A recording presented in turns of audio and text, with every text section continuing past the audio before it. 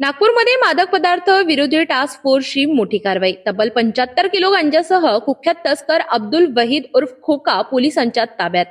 गंभीर गुन्ह्यांची पार्श्वभूमी असलेल्या या आरोपीला सासरच्या घरातून अटक करण्यात आली आहे.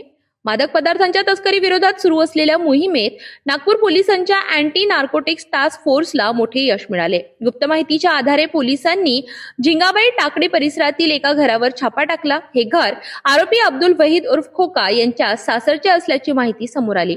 काही दिवसांपासून पोलिसांनी त्या घरावर गुप्त पाळत ठेवली होती. खात्रीशीर माहिती मिळाल्यानंतर टीमने कार्यवाही करत घराची झडती घेतली. झडती दरम्यान तब्बल 75 किलो गांजा जप्त करण्यात आला. बाजार मूल्य लाखो रुपयांमध्ये असल्याचे सांगितले जात आहे. अब्दुल वहीद उर्फ खोका हा सराईत गुन्हेगार असून त्याच्यावर यापूर्वीही अनेक गंभीर गुन्हे दाखल आहेत. यामध्ये जीवघेणा हल्ला, धमकी, खंडणी, वसुली, मादक पदार्थांची तस्करी तसेच अवैध दारू विक्रीचे गुन्हे समाविष्ट आहेत. तसेच तो संघटित गुन्हेगारी टोळीचा प्रमुख अफसर अंडा याचा जवळचा सहकारी असल्याची माहिती पोलीस तपासात समोर आली आहे. या कारवाईमुळे शहरातील ड्रग्ज नेटवर्कला मोठा धक्का बसला असून पुढील तपासात आणखी धक्कादायक माहिती समोर येण्याची शक्यता पोलिसांनी व्यक्त केली आहे.